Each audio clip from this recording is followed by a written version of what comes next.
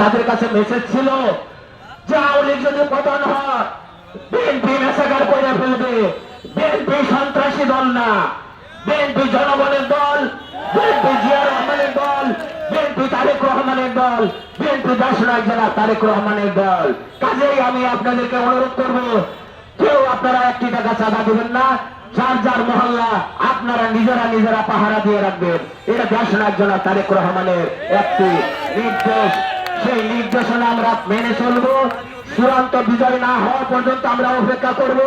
আমি আবারও ধন্যবাদ জানাচ্ছি এই দেশের ছাত্র জনতাকে, যারা অত্যন্ত রক্তের বিনিময়ে যারা শহীদ হয়েছেন, যারা আহত হয়েছেন, হাসপাতালে আছেন, চোখ নাই, পা নাই, যারা রক্তের বিনিময়ে দেশকে আবার স্বাধীন করছেন, তাদের বিদেহী আত্মার মাগফিরাত কামনা করছি।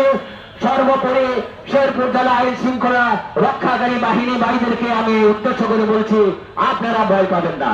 আপনাদের পাশে দেশনায়ক জনাব তারেক রহমান আছে। দেশনায়ক জনাব তারেক রহমানের সৈনিকেরা আপনাদেরকে সহযোগিতা করবে।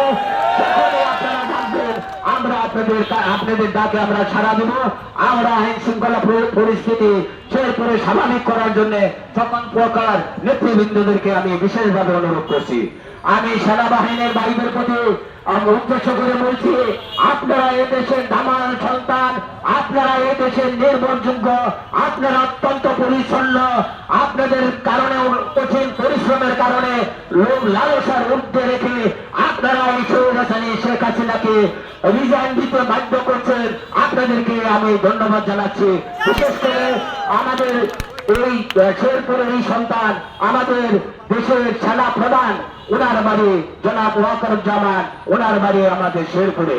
কাজে ওনার প্রতি আমরা অত্যন্ত শ্রদ্ধা এবং ভালোবাসা রেখে আমরা বলতে চাই যে ওনার যেহেতু জন্মস্থান শেরপুরে, এই শেরপুরে যেহেতু আর কোন অন্যায়, অবিচার, জুলুম, নির্যাতন, চাঁদাবাজি, দুর্নীতি যাতে কেউ না করে, আমি সকল নেতা কর্মী এবং শেরপুরে সকল ভাইদের প্রতি আহ্বান জানিয়ে দেশনায়ক জনাব তারেক রহমানের নির্দেশে আমি আপনাদেরকে আবারও ধন্যবাদ জানিয়ে আমি আমার সংক্ষিপ্ত কথা শেষ করছি।